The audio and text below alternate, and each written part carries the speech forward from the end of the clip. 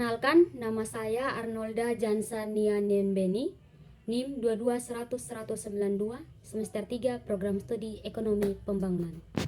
Di sini saya ingin memenuhi tugas mata kuliah mikroekonomi mengenai loyalitas pada merek.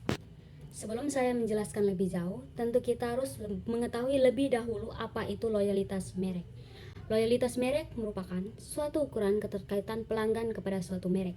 Ukuran ini mampu memberikan gambaran tentang mungkin tidaknya seorang pelanggan beralih ke merek produk lain. Salah satu alasan bahwa substitusi lebih besar pada periode interval jangka panjang daripada jangka pendek adalah karena individu mengembangkan kebiasaan pengeluaran yang tidak mudah berubah.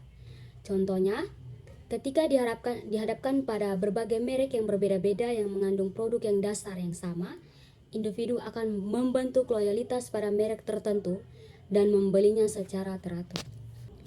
Contohnya mobil.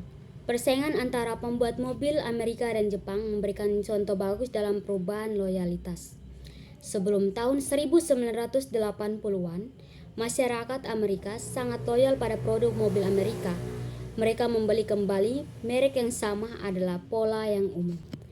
Namun, pada awal tahun 1970-an, mobil-mobil Jepang mulai menerobos pasar Amerika dan bersaing melalui harga. Harga mobil Jepang yang lebih rendah akhirnya dapat meyakinkan masyarakat Amerika untuk membeli mobil buatan Jepang. Karena masyarakat puas dengan produk mobil Jepang, pada tahun 1980-an banyak masyarakat Amerika menunjukkan loyalitasnya pada merek Jepang. Loyalitas ini sebagian didorong oleh perbedaan yang besar dalam kualitas Jepang dan Amerika, dan perbedaan ini sangat lebar pada pertengahan 1980-an. Contoh di atas merupakan loyalitas pada merek mobil. Berikut yakni lisensi nama merek. Adanya lisensi menciptakan responsivitas harga yang sedikit lebih rendah pada produk merek tersebut, sehingga produsen dapat mengenakan harga yang lebih tinggi tanpa kehilangan penjualannya. Contohnya, merek dagang terkenal seperti Coca-Cola telah diaplikasikan untuk berbagai produk yang agak berbeda dengan produk aslinya.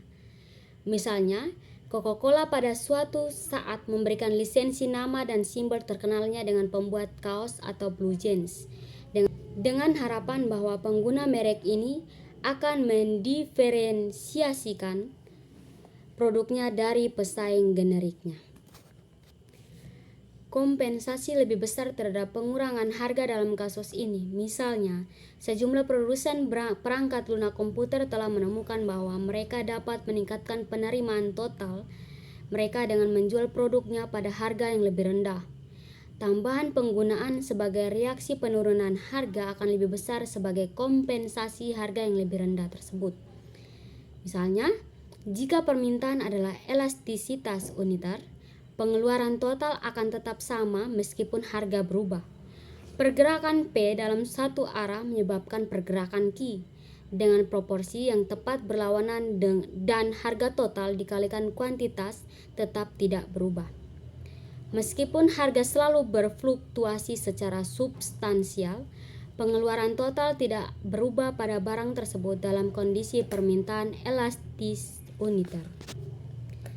Akhirnya, jika permintaan inelastis, kenaikan harga akan menyebabkan pengeluaran total meningkat.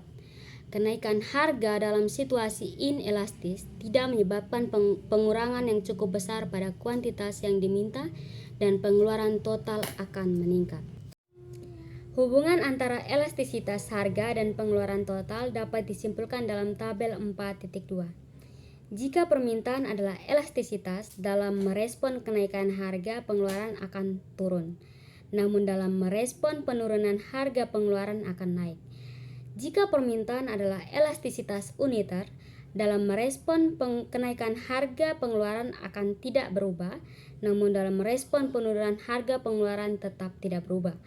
Jika permintaan adalah inelastisitas, dalam merespon kenaikan harga pengeluaran akan naik, namun dalam merespon penurunan harga pengeluaran akan turun.